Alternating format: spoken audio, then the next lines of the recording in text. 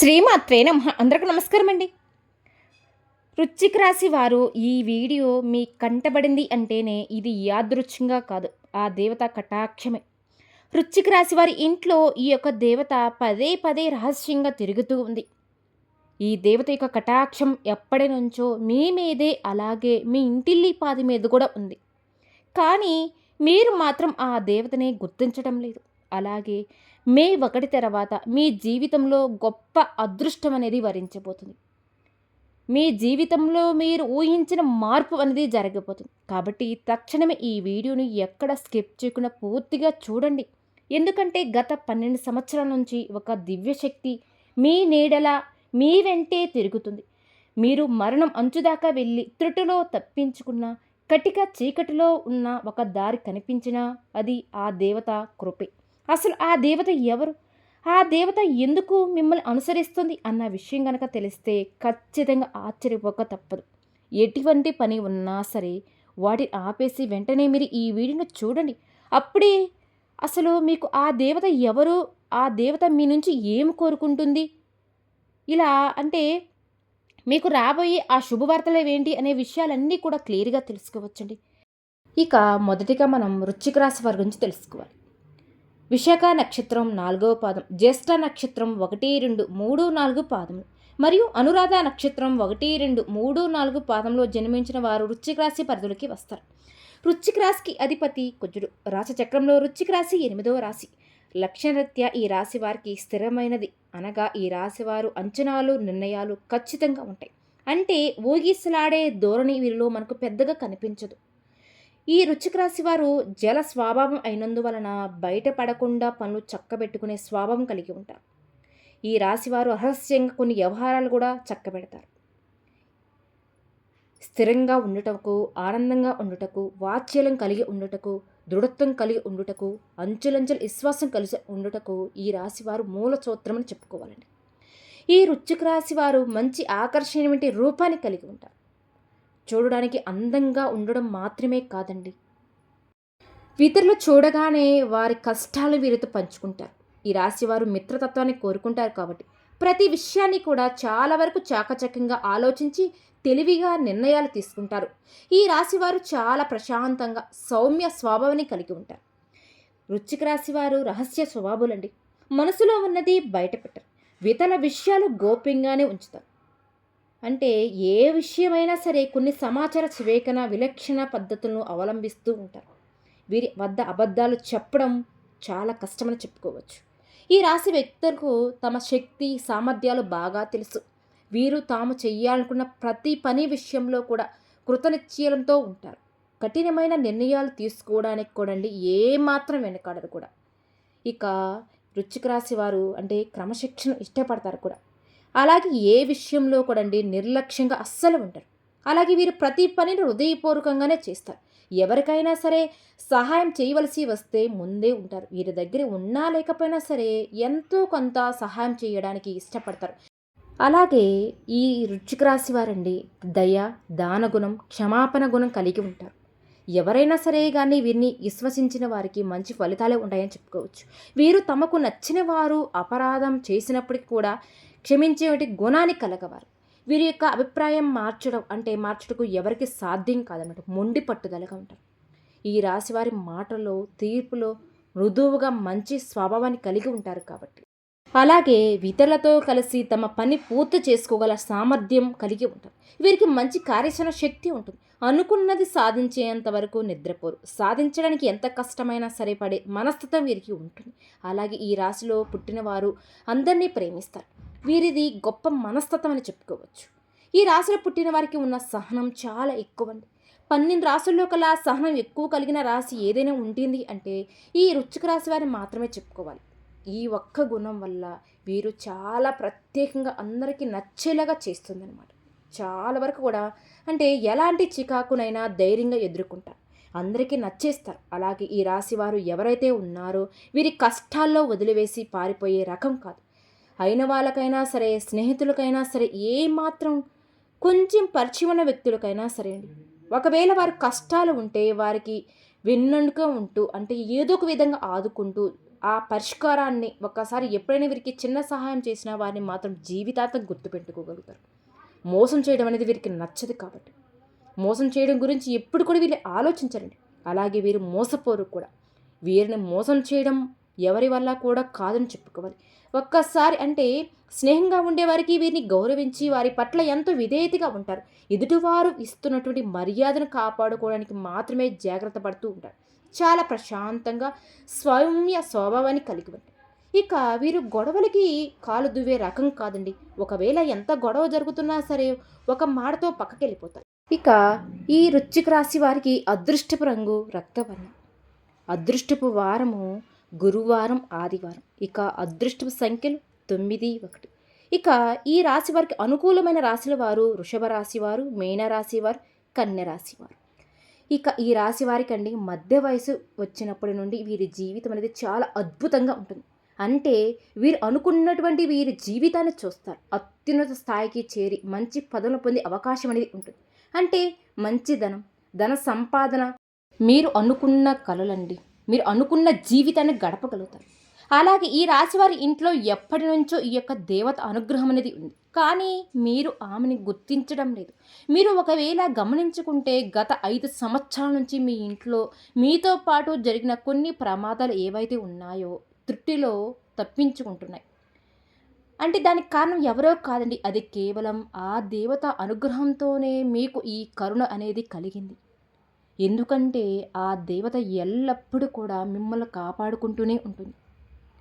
కాబట్టి మీరు చాలాసార్లు చూసే ఉంటారు. కొన్ని సమస్యలు మనకు తెలియకుండానే ఆ సమస్య నుంచి బయటపడతాం. కొన్ని పనులు అసలు మిమ్మల్ని కంప్లీట్గా ఇబ్బందులు గురి చేసే సమయంలో మీరు త్రుటిలో తప్పించుకోగలుగుతున్నారు. ప్రమాదం నుంచి కూడా మీరు చిన్న చిన్న దెబ్బలతో బయటపడుతూ ఉంటారు. ఇవన్నీ ఏంటి అంటే ఆ దేవత మిమ్మల్ని నుండి ఎల్లప్పుడూ కూడా సంరక్షిస్తుందని అర్థం చేసుకోండి.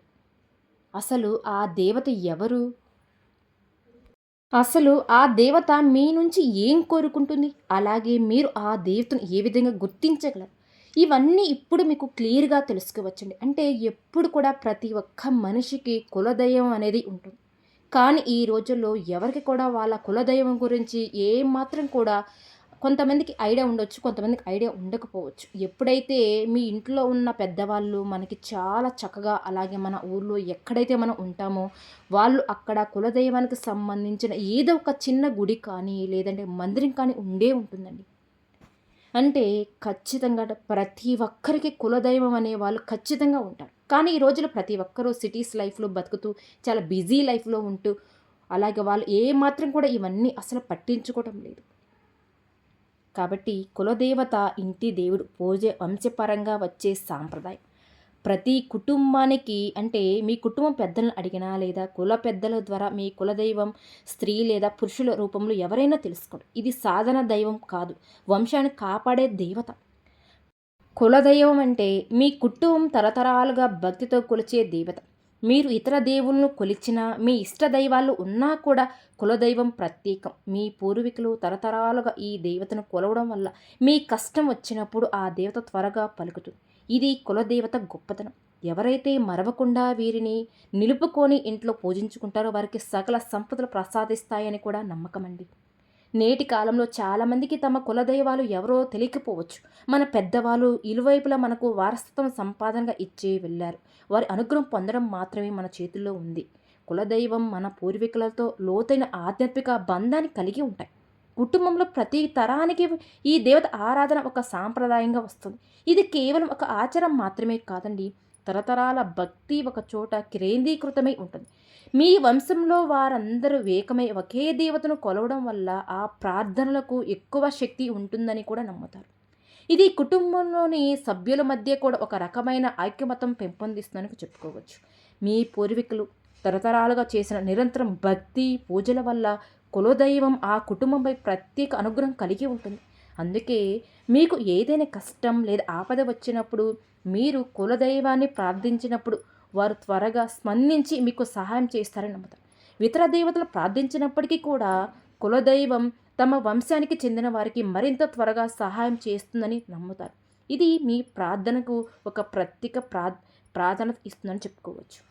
అంటే కులదేవత కుటుంబాన్ని దుష్ట శక్తుల నుండి, ఆపదల నుండి కాపాడే ఒక రక్షణ కవచంలాగా పనిచేస్తుందండి. కుటుంబంలో ఎవరైనా సరే అనారోగ్యంతో ఉన్నా, ఆరోగ్య సమస్యలతో బాధపడుతూ ఉన్నా, లేదా వివాహం సంబంధిత సమస్యలు ఉన్నా, లేదా ఇతర కష్టాలు ఉన్నా, కులదేవతను ప్రార్థించడం వల్ల సానుకూల ఫలితాలు వస్తాయని నమ్ముతారు. ఇది కేవలం ఆధ్యాత్మిక రక్షణ మాత్రమే కాదండి, కుటుంబ సభ్యుల మానసిక స్థైర్యాన్ని కూడా పెంచుతుంది. అలాగే ఏ మాత్రం కూడా ఇటువంటివన్నీ మీరు పట్టించుకోవట్లేదు అనుకోండి, మీరు ఇవన్నీ ఎప్పుడు కూడా మంచిగా ఆరాధించుకుంటారో, అంటే ఇక ఇప్పటి వరకు అయితే ఈ రాశివారు ఆర్థికంగా ఎంతో నష్టపోవడం అనేది జరిగింది. అన్ని విధాలుగా అంటే ఈ రాశి చక్రంలో అన్నిట్లో కల్లా కూడా అండి 12 రాశుల్లో కల్లా చూసుకున్నట్లయితే ఆర్థిక పరంగా చాలా ఎక్కువగా శాతం నష్టపోయింది మాత్రం మీరే ఖచ్చితంగా చెప్పుకోవాలి. కానీ మీరండి ఇంకా కూడా ఆ నష్టాల నుంచి తేరుకోలేకపోతున్నారు కూడా మనం ఇక్కడ గమనించుకోవాలి. దీనికి కారణం మీ కులదైవాన్ని మీరు మర్చిపోవడమే.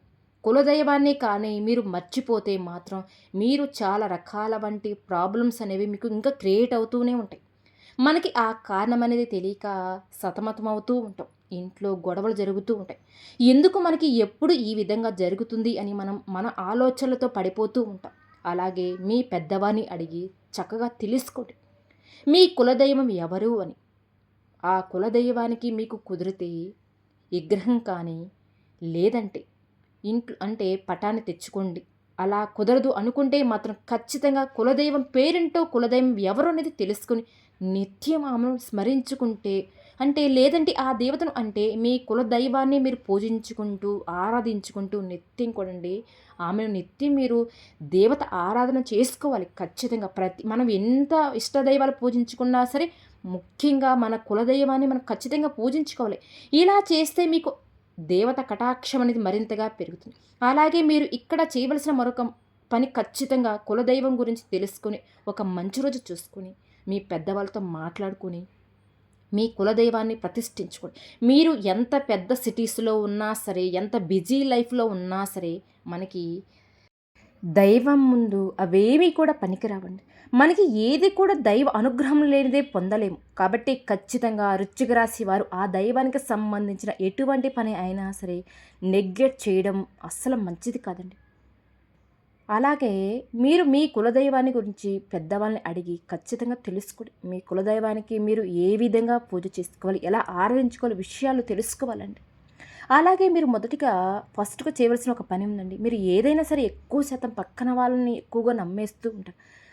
ఆ పనిని వెంటనే తక్షణమే మీరు మానివేయాలి. ఎందుకంటే మీరు ఎప్పుడు కూడా పక్కన వాళ్ళని గుడ్డిగా నమ్మేస్తూ ఉంటారు. ప్రతీదీ కూడా అంటే ప్రతి ఒక్క పని మీరు ప్రతి ఒక్క విషయాన్ని అంతా కూడా ఓపెన్‌గా చెప్పేస్తూ ఉంటారు. ఆ పని చేయకముందే పక్కన వాళ్ళకి చెప్పేయడం వల్ల మీరు ఆ పనిలో ముందుకు వెళ్ళడం అనేది కూడా ఆ మధ్యలో ఏదో ఒక విధంగా మధ్యలో ఆగిపోవడం జరుగుతుంది. ఈ రాశివారు ఎప్పుడు చూసినా కూడా మీరు ఎంతో శ్రమ పడుతూ ఉంటారు. అలాగే ఒక పనిని ఎంతో శ్రద్ధగా చేస్తూ ఉంటారు. కానీ చివరి మూమెంట్‌లో అది విఫలమవుతుంది. దానికి కారణం కూడా మీ మనసులో ఉన్న గుప్త ఆలోచనలు ఎప్పుడు కూడా ఏ పనైనా సరే చేయాలి అనుకుంటే మీరు ఎవరికీ చెప్పకుండా దాన్ని శ్రద్ధగా ఎంతో కష్టపడి పని చేయండి. అలాగే మీ మీద నమ్మకం పెట్టుకొని, దైవం మీద కూడా మీరు నమ్మకం పెట్టుకొని మీ పని మీరు చేసుకోండి. ఆ పని అయిన తర్వాత అప్పుడు మీ పక్కవారికి చెప్పి చూడండి. ఒక్కసారి ఇలా ప్రయత్నించి చూడండి, అద్భుతం చూస్తారు. ఒక్కసారి ఇలా ట్రై చేసి చూడండి. మీకే తెలుస్తుంది ఎటువంటి ఆటంకాలు లేకుండా ఎంతో చక్కగా మీ పని అనేది పూర్తి అవుతుంది. ఇక ఈ రాశి వారు ఎంతో ఖచ్చితంగా పనిచేస్తారు. చాలా తెలివైన వారు, చాలా టాలెంట్ గలవారు. ఇక మీకు పక్క నుంచి అనే ఏదైనా సరే వాళ్ళ నుంచి అంతో ఎంతో సపోర్ట్ అనేది దొరికితే చాలు. ఆ సపోర్ట్ దొరకక మీకు కాస్త సపోర్ట్ అనేది దొరికితే మాత్రం మీరు అవకాశాన్ని అందుకుంటారు. కానీ మీకు ఆ సపోర్ట్ లేకపోవడం వల్లేనండి మీరు ఎక్కువ శాతంగా బాధపడుతూ ఉంటారు. అయినప్పటికి కూడా ఇక మీదట మీరు బాధపడవలసిన పని లేదనమాట. మీ గ్రహాలలో ఇప్పుడు అవి మీకు చాలా వరకు కూడా అనుకూలంగా మారబోతున్నాయి. రాబోయే 4 రోజుల నుంచి మీ జీవితంలో అంటే మీరు పడిన కష్టానికి తగ్గట్టు ఫలితం అనేది మీకు అతి త్వరలో దొరుకుతుంది.